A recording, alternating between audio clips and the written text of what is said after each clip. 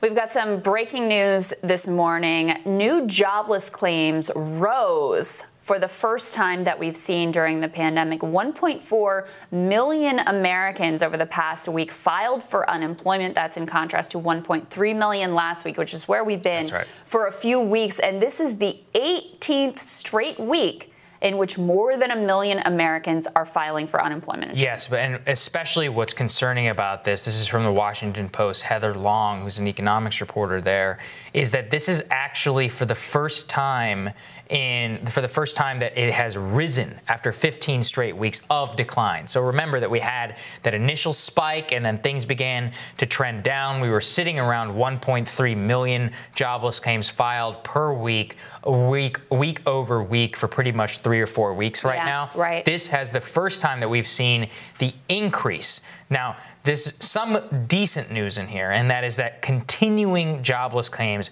have continued to improve. So there has been a decline in the continuing, as in got on unemployment early on, still on unemployment.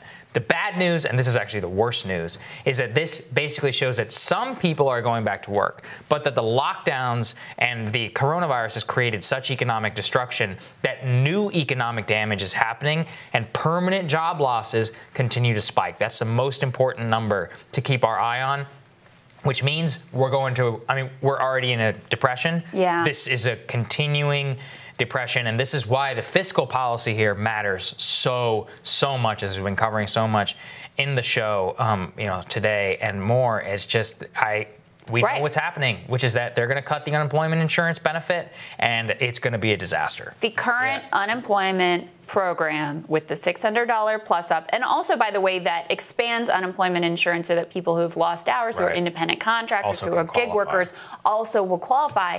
It ends tomorrow. Tomorrow. And we see numbers like this, which are more than were anticipated and expected. Economists were not expecting the numbers to move up again. And it's a horrific sign of where we are right now. We're back headed on that upward trajectory, which is deeply troubling and wholly unsurprising.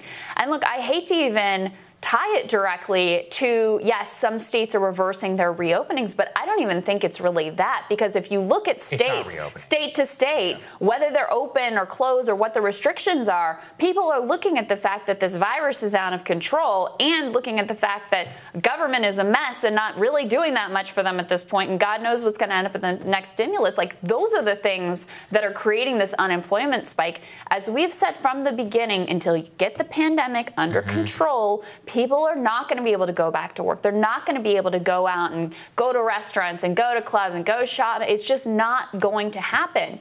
So now the backdrop to all of this is these negotiations that are going on. They're taking their sweet time as unemployment benefits run out, and eviction moratoriums run out at the end of the month too, by the way. August 1, that's all over. And meanwhile, unemployment claims are rising, and they're figuring out whether they want to avert complete catastrophe or just let the whole thing burn. Yeah, it's really bad. And this is one of the other issues, is that when you're losing your job now, let's think about this. We're, several months into this crisis? You lose it all early on, initial lockdown, all that. Most of those people are back, unless they're working hotel, hospitality, entertainment. A lot of those people who initially close, as things, phase reopen, take out, people figure it out.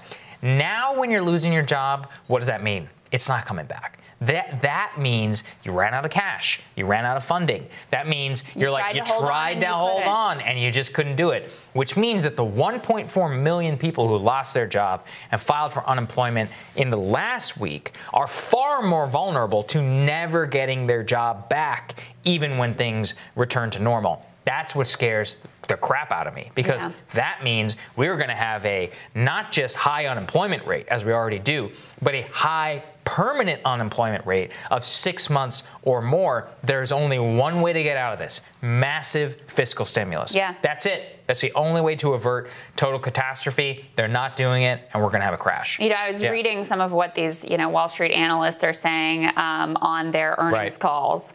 And it's interesting to look at, because this is like an all rich people elite conversation. So they tend to be very honest. And they're all, in the view of the belief that The government stimulus, while we have raised any number of objections in the way that it's structured and what a catastrophe it's been in terms of sending people onto the unemployment rolls, has helped to cushion the blow, right? It's kept consumer spending at a level where, okay, we're not in a total spiral. But they see the risk of these things not continuing, and they already have in their predictions and their analysis that the recession will stretch not through the fall, not through next year, but into 2022. So that is what people on Wall Street, at the banks, that's what they are anticipating. And when you see numbers like this, unexpectedly bad, that are worse than what the analysts are anticipating, you can just imagine what that is ultimately going to lead to. Yeah, that's exactly right. All right, keep you guys updated. Absolutely, and more rising for you after this.